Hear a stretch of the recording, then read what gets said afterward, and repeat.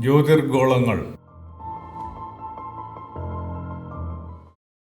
ജീവശേഷിയും ജീവപ്രവർത്തനങ്ങളും എന്നത് കാരണതരമായും ആരംഭം കൊണ്ടും ജ്യോതിർഗോളങ്ങളുടെ കാരണമായിരിക്കുന്നതെന്തോ അതും ഗോളപ്രവർത്തനങ്ങളുടെ പരിണത ഫലവും ഗോളങ്ങളെ എല്ലാ അർത്ഥത്തിലും ആശ്രയിച്ചു നിൽക്കുന്നതും ആയതുകൊണ്ട് തന്നെ ജീവന്റെ ഏതുതരം അനുഭവ ഗുണങ്ങളും വളർച്ചാ വികാസങ്ങളും മരണവുമെല്ലാം സൗരയൂഥത്തിന്റെ എല്ലാ ഗോളങ്ങളും ചേർന്ന ആകർഷണ ചലനങ്ങളാൽ നിയന്ത്രിതമായിരിക്കുകയും ചെയ്യുന്നു. ഒരു പ്രവർത്തനഗതിയിലൂടെയുള്ള പൂർത്തീകരണത്തിന് ശേഷം ജീവനുകൾ ഓരോന്നും അടുത്തതിലേക്ക് പ്രവേശിക്കുന്നുവെന്നുള്ളത് പ്രപഞ്ചഗോളങ്ങളുടെ ഭ്രമണതരമായ പ്രവർത്തനത്തിന്റെ ഫലവും തനത് സ്വഭാവവുമാണ് കാണിക്കുന്നത്. ജീവശേഷിക്കും പ്രാപഞ്ചികമായ സൂക്ഷ്മ നിക്ഷിപ്താവസ്ഥയ്ക്കും ഒത്ത വിധം സംഭവിക്കുന്ന പ്രവർത്തനതരമായ പൂർത്തീകരണവും അനുഭവതരമായ അവസ്ഥയും എന്നതായാണ് ജീവികൾക്ക് മരണം സംഭവിക്കുന്നത്.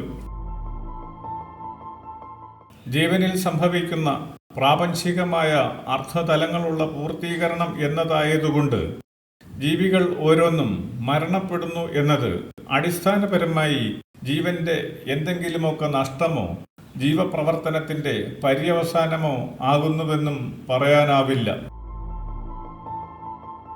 ജനിച്ചു വീഴുന്ന കുഞ്ഞിനെ ബന്ധുക്കളും സമൂഹവും ശ്രദ്ധയോടെ വളർത്തി വ്യക്തിത്വമുള്ള പൂർത്തീകരണത്തിൽ എത്തിച്ച് ഒരു സ്വയം പ്രവർത്തനശേഷിയായി അംഗീകരിക്കുകയും ബന്ധുജനങ്ങളും സമൂഹവും ശ്രദ്ധ കൈവിടുകയും ചെയ്യുന്നു. ഇവിടെ നിന്ന് പൂർണ്ണതയെത്തിയ വ്യക്തിത്വം സമൂഹത്തിൽ പുതുതായി വളരേണ്ടുന്നവർക്ക് വേണ്ടി പ്രവർത്തിക്കുന്നു എന്നതാണ് കാണാൻ കഴിയുക.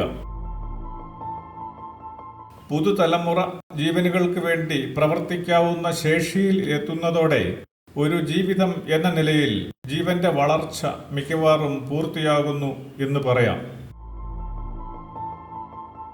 ജീവശേഷിക്ക് ആനുപാതികമായ പൂർത്തീകരണം എന്ന പ്രാപഞ്ചികമായ യോഗ്യത എന്താകുന്നുവോ അതിനു വേണ്ടുന്ന കാലത്തോളം പ്രവർത്തിക്കുന്നതിനും ശേഷം പ്രകൃതിയിൽ നിന്ന് ജനിച്ച ജീവന് ശരീരമില്ലാതെ പ്രകൃതിയിൽ ലയിച്ചു നിന്ന് പ്രകൃതിയുടെ ഭാഗമായി പ്രവർത്തിക്കുന്നതിനും ജീവന് ലഭിക്കേണ്ടുന്ന അവിധമുള്ള സൂക്ഷ്മ അനുഭവങ്ങൾക്കുമായി പ്രപഞ്ചവൈഭവം ജീവികൾക്ക് മരണം എന്ന വിധിയെ നിശ്ചയിച്ചിരിക്കുകയും ചെയ്യുന്നു.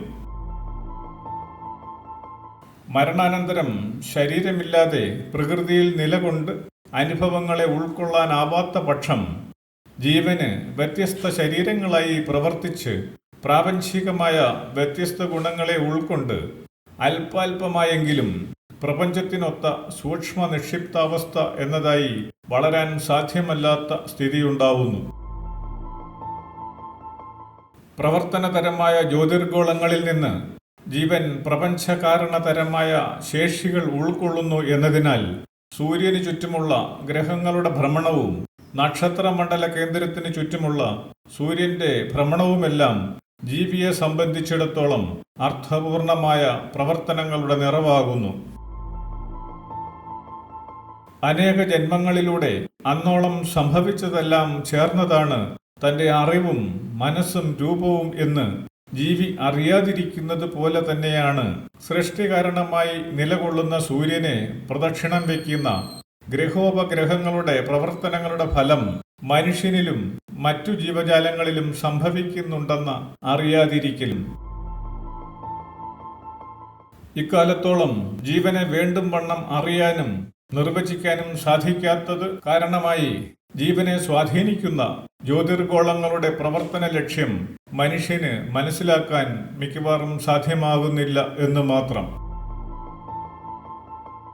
അടുത്ത കാലത്തിൻ്റെതായ ശാസ്ത്രീയ വീക്ഷണങ്ങളും പഠനങ്ങളും സ്ഥൂലരൂപമായ ശരീരത്തെയും അതിൽ സംഭവിക്കുന്ന വ്യതിയാനങ്ങളെയും തിരിച്ചറിയുന്നതിൽ പുരോഗതി പ്രാപിച്ചുവെങ്കിലും അത്തരം പ്രവർത്തനങ്ങളുടെ കാരണതരമായ ജീവശക്തിയെ അറിയുന്ന സൂക്ഷ്മ ശാസ്ത്ര പഠനത്തിൽ തീരെ പിന്നോക്കം നിൽക്കുന്നു എന്നതാണ് യാഥാർത്ഥ്യം. സ്ഥൂലതരമായ ശരീരത്തെയും കാരണമായിരിക്കുന്ന ജീവനെയും ബന്ധപ്പെടുത്തി വിവരിച്ചു കൊടുക്കാൻ പ്രാപ്തമായ ഒരു ജീവന്റെ അഭാവം നിമിത്തം നാം ഓരോരുത്തരും ആയിരിക്കുന്ന ജീവൻ എന്താണെന്ന് നമുക്ക് തന്നെ നിശ്ചയമില്ലാത്ത പ്രഹേളികയായി ഇന്നും നിലകൊള്ളുന്നു.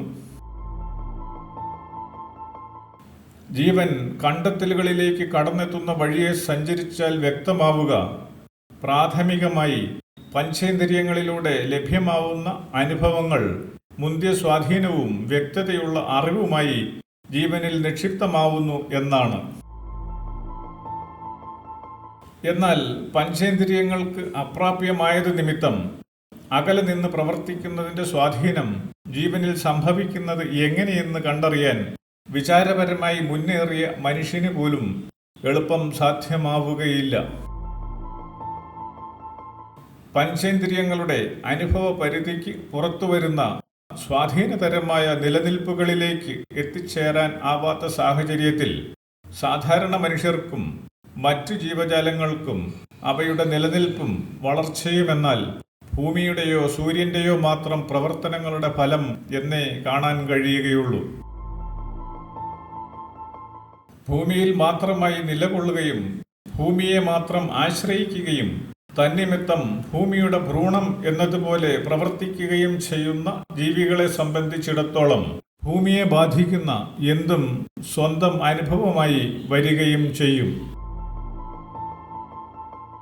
സൗരയൂഥത്തിൽ ശൂന്യാകാശം എന്ന സങ്കല്പ മേഖലകളിൽ നിന്നു തിളങ്ങുന്ന എല്ലാ ഗ്രഹങ്ങളും ശ്രദ്ധയിൽപ്പെടാത്തവയുമെല്ലാം മനുഷ്യനെയും മറ്റ് ജീവജാലങ്ങളെയും നേരിട്ടു തന്നെ സ്വാധീനിക്കുന്നതും ജീവചര്യകളും അനുഭവങ്ങളും ജീവിതകാലവും ക്രമപ്പെടുത്തുന്നതിൽ പങ്കുവഹിക്കുന്നതുമാകുന്നു.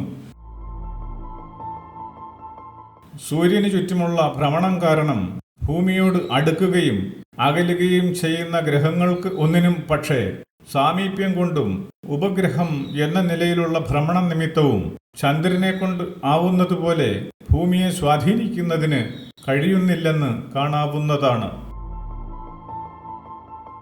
എന്നാൽ ഗ്രഹങ്ങളുടെ ദൃശ്യതയും സാമീപ്യതരമായ സ്വാധീനവും മാതൃപിതൃഭാവങ്ങളിൽ നിന്ന് വ്യത്യസ്തമായ ബന്ധുക്കളുടെയും ശത്രുക്കളുടെയും ഗുരുക്കന്മാരുടെയുമെല്ലാം ഇടപെടലുകൾ എന്നതുപോലെ ഭൂമിയിലെ ജീവരൂപത്തിന്റെ അവസ്ഥയെ നിയന്ത്രിക്കാൻ പ്രാപ്തിയുള്ളവയാണ്.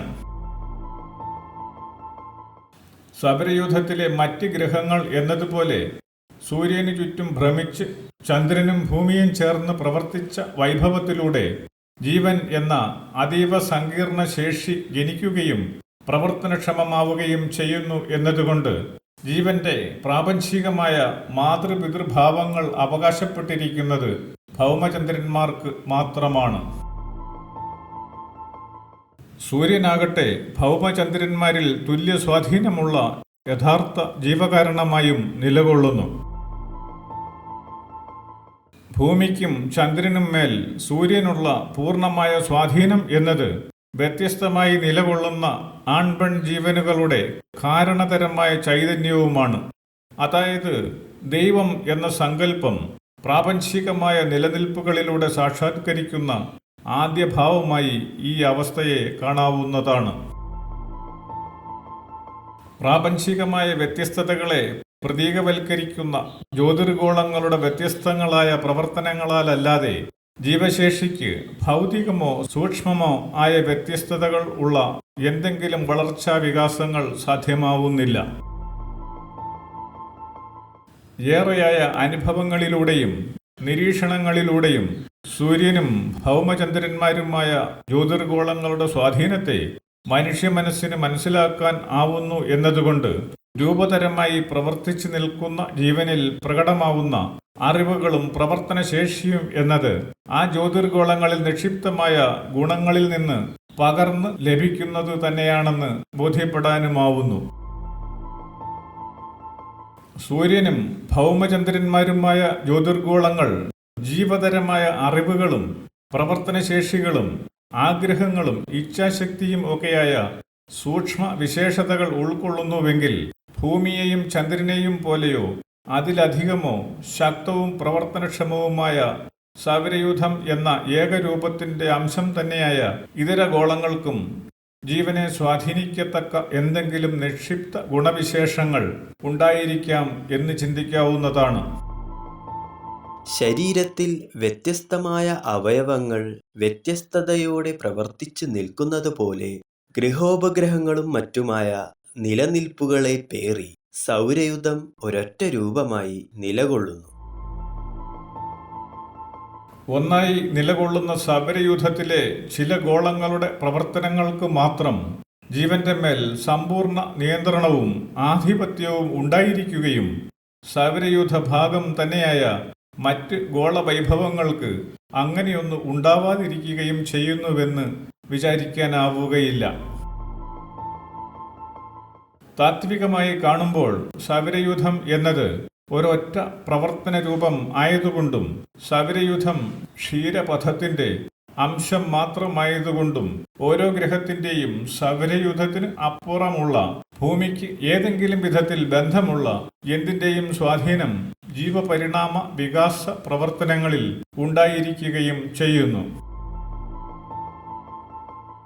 ജീവനെയും ജ്യോതിർഗോളങ്ങളെയും ബന്ധപ്പെടുത്തിയുള്ള വിചാരപരമായ മുന്നേറ്റം ഇவ்விധം കണ്ടെത്തുന്നതിനാലും പ്രപഞ്ചാരംഭം മുതൽ ഭൂമിക്ക് കാരണതരമായി സകലതുമായി ബന്ധമുണ്ടായിരിക്കുന്നതിനാലും സൗരയൂഥ ഗോളങ്ങൾക്കപ്പുറമുള്ള സകലവിധമായ നിലനിൽപ്പുകളും ജീവപരിണാമ വികാസ പ്രവർത്തനങ്ങളിൽ കാര്യമായ പങ്കുള്ളവയാണെന്ന് കണ്ടെത്താനാവുന്നു.